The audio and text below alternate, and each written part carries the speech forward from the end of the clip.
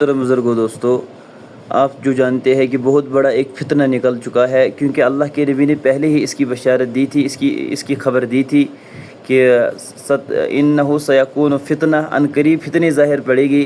صحابہ نے عرض کیا، یا رسول اللہ المخرج منہا، اس سے نکلنے کی جگہ، اس سے نکلنے کا راستہ کیا ہوگا؟ فرمایا کتاب اللہ، وہ تو اللہ کی کتاب ہے، وہ اللہ کا قرآن ہے۔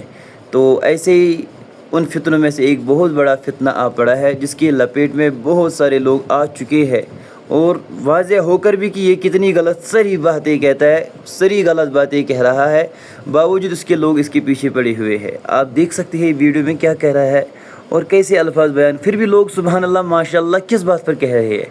لوگوں کا اندھا پن تو دیکھو، جب لوگوں نے خود قرآن پڑھا نہیں، حدیث پڑھی نہیں، پھر دیکھو سبحان اللہ الحمدللہ کس بات پر کہہ رہے ہیں۔ اس وقت سرکار گوہر شاہی کے اس دنیا میں آنے کے بعد یہ آج میں بالکل ننگا ہو کے کسی مصلحت کو برابر میں رکھے بغیر انتہائی ننگا ہو کے کہہ رہا ہوں۔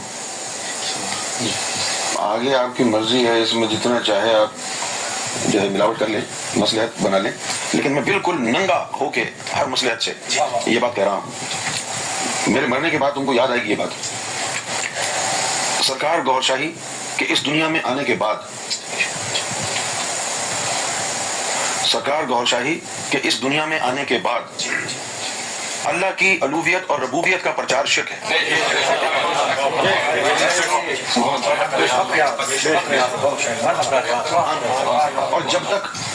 اور جب تک کسی نے سرکار گوہر شاہی کے رب الارباب ہونے کا ذکر نہیں کیا، تو اس سے پہلے تک جو کرتا رہا اس کی معافی ہو سکتی ہے۔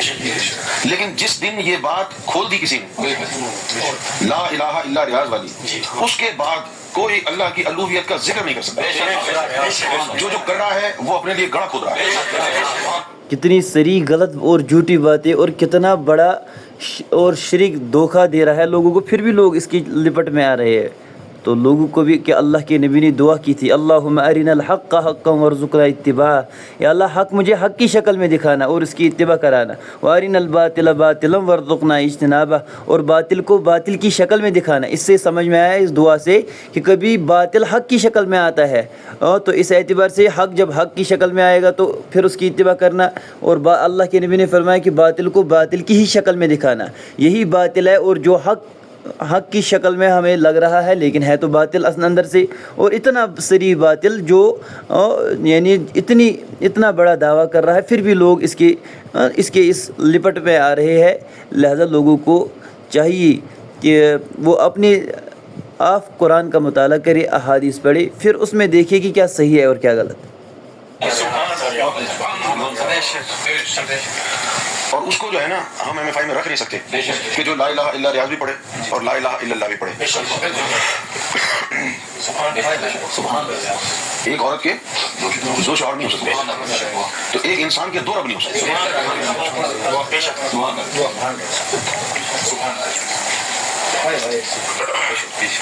جب یہ بات ہو گئی کہ گوہر شاہی رب الارباب ہیں، اس کے بعد اب نہ اللہ کو زیب دیتا ہے، نہ کسی نبی یا امام الانبیاء کو زیب دیتا ہے کہ وہ اللہ کی ربوبیت یا الوہیت کی بات کرے۔